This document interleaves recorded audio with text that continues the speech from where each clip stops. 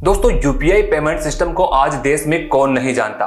भारत में यूपीआई इतना जबरदस्त सक्सेस हुआ है कि आज हम एक सब्जी वाले से लेकर चाय वाले तक को ऑनलाइन पेमेंट कर रहे हैं। ठीक अब इसके जैसे ही इंडियन गवर्नमेंट एक ऐसा ओपन नेटवर्क लेकर आ रही है जिससे एक छोटी सी गली की दुकान भी ऑनलाइन हो जाएगी।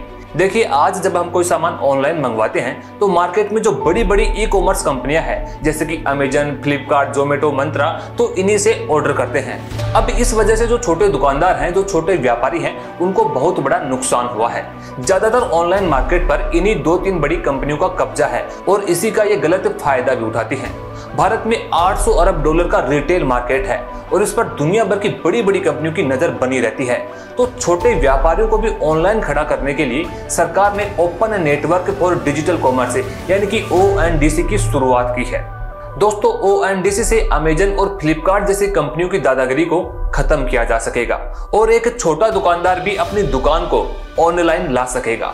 तो चलिए जानते हैं कि ये ONDC क्या है और किसको सबसे ज्यादा लाभ इससे होने वाला है और किस तरह से ये सिस्टम काम करेगा। चैप्टर 1। तो सबसे पहले हमें यह समझना होगा कि आखिर ONDC की जरूरत हमें क्यों पड़ी। अब दोस्तों इस चीज को समझने के लिए हमें यहाँ पर दो नजरिए से देखना होगा। एक व्यापारी वर्ग के नजरिए से कि कैसे ये बड़ी कंपनियां इनका कारोबार चौपट कर रही है और दूसरा एक आम ग्राहक की नजर से। तो पहले बात करते हैं व्यापारी वर्ग की। दोस्तों आज से 3 साल पहले जब कोरोना महामारी आई थी तो छोटी गलियों और मोहल्लों में जो किराने की दुकानें थी उनको बहुत बड़ा नुकसान हुआ था क्योंकि पूरा देश लॉकडाउन हो चुका था। हालांकि इसका एक फायदा यह हुआ कि देश डिजिटल युग में चेंज हो गया। जब भी हमें कोई सामान खरीदना होता था तो हम अमेजन और फ्लिपकार्ट जैसी साइट से डिजिटल ही सामान खरीदने लगे। कोरोना में एक और जहां छोटे कारोबारी और दुकानदार चौपट हो रहे थे तो दूसरी ओर ये कंपनियां जमकर के चांदी कूट रही थी। हालांकि उस समय लोगों की मजबूरी भी थी क्योंकि और कोई ऑप्शन उनके पास बचा ही नहीं था। अब इसी वजह से जो छोटे दुकानदार थे, चाहे वो कपड़ों की दुकान हो, इलेक्ट्रॉनिक्स की दुकान हो, किराना की दुकान हो, छोटे दुकानदारों का जीवन करीब करीब छिन गया था। कोरोना से पहले भी उन्होंने कभी ध्यान ही नहीं दिया था कि हम भी डिजिटल हो सकते हैं क्योंकि वह समझते थे कि हमें इसकी आवश्यकता ही क्या है। हमारे पास तो कस्टमर आ ही रहा है और सामान बिक ही रहा है। और अब जब आज के समय में ये व्यापारी ऑनलाइन आना चाहते हैं तो अब मार्केट में काफी सारी ई कॉमर्स कंपनी आ चुकी हैं। इन्हें अपने प्रोडक्ट को अमेजन, फ्लिपकार्ट, मंत्रा, स्नैपडील, पेटीएम, जोमेटो, स्विगी जैसी काफी कंपनियों में अपने प्रोडक्ट को हर बार अलग अलग रजिस्ट्रेशन करवाना पड़ता है। अभी कोई ऐसा सिस्टम नहीं है कि ये अपने प्रोडक्ट को किसी एक प्लेटफॉर्म पर लिस्टिंग कर दें और फिर ये प्रोडक्ट सभी ई कॉमर्स प्लेटफॉर्म पर पहुंच जाएं। अब मान लीजिए कि कोई व्यापारी केवल अमेजन और फ्लिपकार्ट पर ही अपने प्रोडक्ट को बेच रहा है लेकिन ग्राहक उस सामान को सर्च कर रहा है मान लीजिए मंत्रा पर, तो मंत्रा के ऐप पर तो उस व्यापारी का सामान शो ही नहीं करेगा। तो यहाँ पर तो वो वैसे ही कंपटीशन से बाहर हो गया। दूसरी बात कि यहाँ इन कंपनियों का मार्जिन भी बहुत ज्यादा रहता है और इनकी कमाई का काफी हिस्सा ये कंपनियां ले जाती हैं। वहीं अगर अपने खुद के दम पर ये व्यापारी ऑनलाइन आना चाहें तो वो संभव नहीं है क्योंकि ये बिल्कुल ही छोटे व्यापारी होते हैं और उनके पास इतना पैसा भी नहीं होता है कि ये अलग से वेबसाइट बना सके, पेमेंट गेटवे बना सके और प्रोफेशनल्स को हायर कर सके और न ही डेली बेसिस पर इसका मेंटेन करना उनकी बस की बात है। तीसरा नुकसान इन व्यापारियों को यह उठाना पड़ता है। आप देखते होंगे कि जब भी त्योहारों का टाइम आता है यानी कि होली, दिवाली जैसे फेस्टिवल आते हैं तो ये बड़ी ई कॉमर्स कंपनियां जबरदस्त मार्केट कैंपेन करती हैं। लोगों को अपनी ओर अट्रैक्ट करने के लिए ये काफी महंगी महंगी चीजों को भी सस्ते में प्रोवाइड करवाती हैं और हर चीज पर 70 से 80% डिस्काउंट देती है। अब देखो इन बड़ी कंपनियों के लिए डिस्काउंट देना कोई मोटी बात नहीं है क्योंकि ये इसकी भरपाई कहीं ना कहीं हमसे ही आगे जाकर के कर लेती हैं, लेकिन उसका नुकसान भुगतना पड़ता है ये जो छोटे छोटे लोकल दुकानदार हैं उनको, क्योंकि इनकी इतनी कैपेसिटी नहीं है कि ये इनके जैसे 70 से 80% डिस्काउंट दे सके। तो यहीं पर ये लोकल दुकानदार पिछड़ जाते हैं। चौथा नुकसान इन व्यापारियों को तब होता है जब ये अपने प्रोडक्ट को उनके प्लेटफॉर्म पर बेचने के लिए लिस्टेड तो कर देते हैं लेकिन ये कंपनियां अपने प्लेटफॉर्म पर खुद के ही प्रोडक्ट को ज्यादा प्रमोट करती है। दरअसल इन बड़ी कंपनियों के पास ग्राहकों का बहुत सारा डेटा जमा रहता है। इन्हें पता होता है कि कौन से शहर में कौन से प्रोडक्ट सबसे ज्यादा बिक रहे हैं, डिस्काउंट देने की सही टाइमिंग क्या होती है, हमारा कस्टमर कौन सी रेंज में प्रोडक्ट को खरीदना पसंद करता है। यहाँ तक कि इन्हें यह भी पता होता है कि एक कस्टमर को यह प्रोडक्ट कौन से कलर में पसंद आएगा। दोस्तों आप मान करके चलिए कि आज के समय में आर्टिफिशियल इंटेलिजेंस जितनी गहराई से ह्यूमन बिहेवियर को समझकर प्रोडक्ट बेचता है, इतनी गहराई से तो नेटवर्क मार्केटिंग वाला बंदा भी सेल नहीं कर पाता है। ये अपने प्रोडक्ट को सर्च रिजल्ट में सबसे ऊपर रखते हैं। आप देखते भी होंगे कि अपने प्रोडक्ट पर ये बेस्ट सेलर का टैग लगा देते हैं, रेटिंग ज्यादा दिखाते हैं। यानी इन ई कॉमर्स कंपनियों ने पूरे ऑनलाइन मार्केट पर अपनी मोनोपोली बैठा रखी है। अब चलिए दूसरे नजरिए से समझते हैं कि आम लोगों को ओएनडीसी की जरूरत क्यों पड़ रही थी। दोस्तों, इसको एक एग्जाम्पल से समझते हैं। जैसे आज के समय में अगर आप अमेजन या फिर फ्लिपकार्ट पर सामान खरीदते हैं तो आपके पास अमेजन या फ्लिपकार्ट का ही एप्लीकेशन होना चाहिए। उसी तरह से जो सेलर्स है यानी कि जो अपना सामान बेच रहा है उसको भी उसी प्लेटफॉर्म पर आना पड़ेगा। यानी कि बेचने वाला और खरीदने वाला दोनों सेम प्लेटफॉर्म पर होने चाहिए। अब इस कारण हमारे पास बेहद ही सीमित ऑप्शन मौजूद होते हैं। हमें किसी प्रोडक्ट की प्राइस को कंपैरिजन करने के लिए अलग अलग प्लेटफॉर्म पर जाकर चेक करना पड़ता है। लेकिन अलग अलग प्लेटफॉर्म पर भी हमें केवल वही सेलर्स दिखाई देंगे जिन्होंने ऑनलाइन अपना प्रोडक्ट लिस्ट किया हुआ है। काफी सारे ऐसे छोटे दुकानदार हैं जो या तो अपने प्रोडक्ट को ऑनलाइन रखते ही नहीं है या फिर एक या दो प्लेटफॉर्म पर ही रखते हैं। तो यहाँ पर हमें पता ही नहीं चल पाता है कि ऑफलाइन रूप से भी बेहतर क्वालिटी का प्रोडक्ट हमें मिल सकता है। तो यहाँ पर हमें भी नुकसान हो रहा है, साथ ही उस छोटे दुकानदार को भी जो इन तमाम प्लेटफॉर्म पर मौजूद नहीं है। तो दोस्तों, इन सभी चीजों को देखते हुए गवर्नमेंट ने सभी के लिए एक ओपन नेटवर्क की शुरुआत की है। चैप्टर 2, अब समझते हैं कि ओएनडीसी क्या है। देखो, इसके नाम में ही क्लियर है कि open network for digital commerce, यानी कि ये सभी के लिए ओपन है। जितनी भी ई कॉमर्स वेबसाइट है, एप्लीकेशन है, वह सभी अब एक नेटवर्क पर जुड़ जाएंगे। किसी एक प्लेटफॉर्म पर निर्भर हुए बिना खरीदने वाला और बेचने वाला आपस में कनेक्ट होकर ट्रांजैक्शन कर सकेंगे।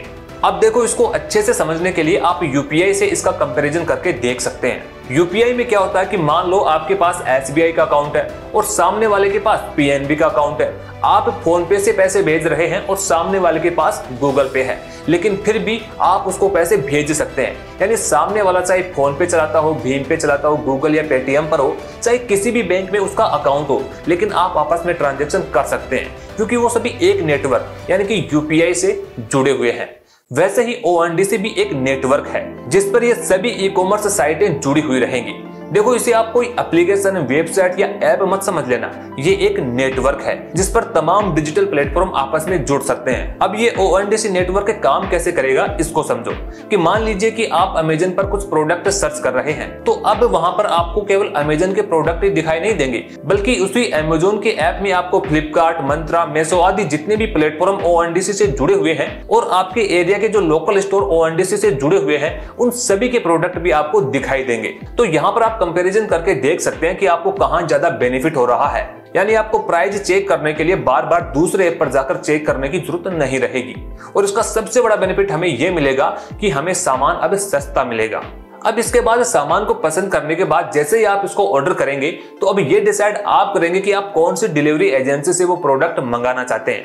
आपके एरिया में जो भी डिलीवरी एजेंसी होगी वो आपको दिखाई देगी और आप अच्छी डिलीवरी एजेंसी को चुन सकते हैं। ऐसे ही व्यापारियों को भी यहाँ काफी सुविधाएं मिलेंगी। छोटे कारोबारियों के लिए सबसे बड़ी समस्या यही थी कि उनके पास से टेक्नोलॉजी नहीं है। उन्हें डर रहता था कि ऑनलाइन अगर दुकान को करेंगे तो बहुत सारा पैसा खर्च होगा, पर अब तो वो बहुत ही कम पैसे खर्च करके इस पूरी ई कॉमर्स वैल्यू चेन का हिस्सा बन सकेंगे।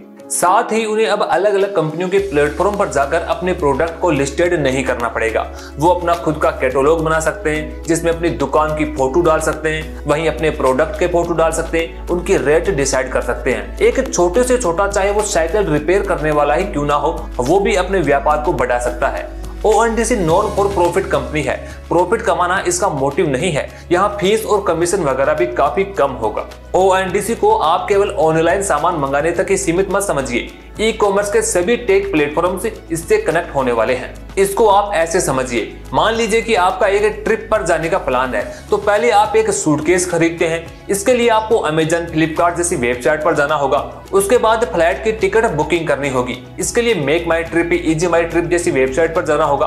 आपको उस जगह की होटल भी बुकिंग करनी होगी। इसके लिए दूसरे किसी ऐप पर जाना पड़ेगा, लेकिन ओएनडीसी से वो सभी आपस में एक नेटवर्क से जुड़े होंगे, तो इन तीन कामों को एक ही जगह पर कर सकेंगे। ऐसे ही मान लो कि कोई स्टूडेंट है, उसको पढ़ने के लिए कोई कोर्स खरीदना है, तो उसको अलग अलग एजुकेशन प्लेटफॉर्म पर जाकर देखने की आवश्यकता नहीं होगी कि किसका कोर्स महंगा है और किसका सस्ता है। अगर वो सभी ओएनडीसी से कनेक्टेड रहेंगे तो एक ही जगह पर सभी एजुकेशन प्लेटफॉर्म के कोर्स आपको दिखाई देंगे। कैब और ओला जैसी टैक्सी सर्विस भी इसमें मिलेगी। और आने वाले समय में जब यह पूरी तरह से देश में शुरू हो जाएगा तो आप डायरेक्ट किसानों के खेतों से ही गेहूं और बाजरा जैसे प्रोडक्ट खरीद सकेंगे। चैप्टर 3। अब आपके मन में सवाल ये आ रहा होगा कि ये पूरे देश में कब तक शुरू होगा। दोस्तों, ओएनडीसी का सबसे पहला पायलट प्रोजेक्ट 29 अप्रैल 2022 को देश के 5 शहरों में शुरू किया गया था। बाद में इसे लगभग 200 और शहरों में शुरू किया गया और आज कई ऑनलाइन प्लेटफॉर्म इससे कनेक्ट हो चुके हैं। अगर पायलट प्रोजेक्ट के रिजल्ट को देखें तो इसकी शुरुआत केवल किराने और खाने के सामान की बिक्री से हुई थी, लेकिन आज इसमें फैशन और इलेक्ट्रॉनिक्स से जुड़े कई प्रोडक्ट आ चुके हैं। अब इसमें Indian railway catering and tourism corporation यानी कि IRCTC भी जुड़ चुका है।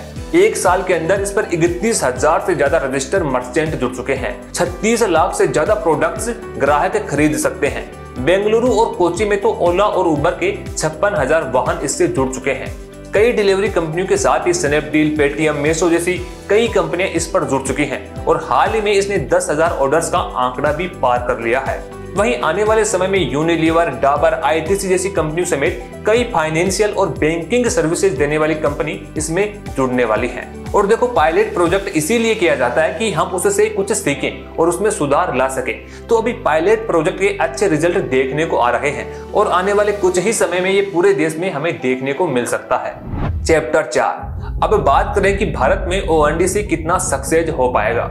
देखो, आने वाले समय में ये कितना ग्रो कर पाएगा ये तो वक्त ही बता पाएगा, लेकिन इतना जरूर कहा जा सकता है कि जिस प्रकार से ये बनाया गया है एक नॉन प्रॉफिट कंपनी की तरह, तो बहुत सारी कंपनी जिससे जुड़ने वाली हैं। वहीं भारत ने इससे पहले भी टेक्नोलॉजी के क्षेत्र में बड़े बड़े प्रयोग किए हैं, जैसे हमारा एक डिजिटल आइडेंटिटी सिस्टम है आधार, जो आज 140 करोड़ लोगों के पास है, जिसके माध्यम से हम कहीं भी ऑथेंटिकेट कर सकते हैं, इलेक्ट्रिक KYC दे सकते हैं, बैंक अकाउंट खोल सकते हैं। आज जो डायरेक्ट बेनिफिट ट्रांसफर योजना है उसमें देश के करोड़ों किसानों को डायरेक्ट पैसा उनके खातों में इसी आधार सिस्टम की वजह से जा पा रहा है। वहीं UPI की सफलता तो आप जानते ही हैं। ऐसे ही भारत ने फास्ट टैग सिस्टम बनाया जो कितना सक्सेस रहा है। वहीं GST टैक्स सिस्टम लागू किया गया था, जिससे आज महीने का लगभग 1.5 लाख करोड़ रुपए का रेवेन्यू आ रहा है। तो पिछले कई ऐसे प्रयोग सफल रहे हैं, तो ओएनडीसी भी एक गेम चेंजर साबित होगा। और देखो, ये किसी के अगेंस्ट में नहीं है और न ही इससे अमेजन और फ्लिपकार्ट जैसी कंपनी खत्म हो जाएगी, बल्कि इसका मेन मोटिव ये है कि जो छोटे कारोबारी हैं, जो छोटे दुकानदार हैं, उनको भी ऑनलाइन प्लेटफॉर्म पर लाया जा सके, ताकि एक पॉजिटिव कंपटीशन क्रिएट हो सके। आज वैसे ही हमारे देश में बेरोजगारी की समस्या बहुत बड़ी हो चुकी है और अगर छोटे व्यापारी भी इसी तरह खत्म होते जाएंगे तो सोशल स्टेबिलिटी को बनाए रखने में काफी दिक्कत होगी। हालांकि इस प्रोजेक्ट में काफी सारी चुनौतियां भी बनी हुई है कि डिलीवरी कैसे होगी, प्रोडक्ट रिटर्न कैसे होगा, रिफंड कैसे मिलेगा, लेकिन जैसे जैसे ये काम करेगा वैसे वैसे ही इन तमाम प्रॉब्लम्स का सोल्यूशन भी सामने आएगा। और देखो, दुनिया में अभी तक किसी भी देश में ऐसी कोई टेक्नोलॉजी नहीं आई है। ये अपने आप में भारत में अपनी तरह की पहली ऐसी पहल है जहां पर छोटे दुकानदारों को और रिटेलर्स को बराबरी से काम करने का मौका मिलेगा। तो दोस्तों, ओएनडीसी के बारे में आप क्या सोचते हैं? क्या ये UPI की जैसा ही भारत में सक्सेस हो पाएगा? अपने विचार हमें कमेंट बॉक्स में जरूर बताएं। वहीं अगर वीडियो में कुछ वैल्यू लगी तो इसे लाइक और शेयर जरूर करें। वहीं ऐसे और इंटरेस्टिंग टॉपिक्स पर वीडियोस देखने के लिए हमारे चैनल को सब्सक्राइब जरूर कर लें।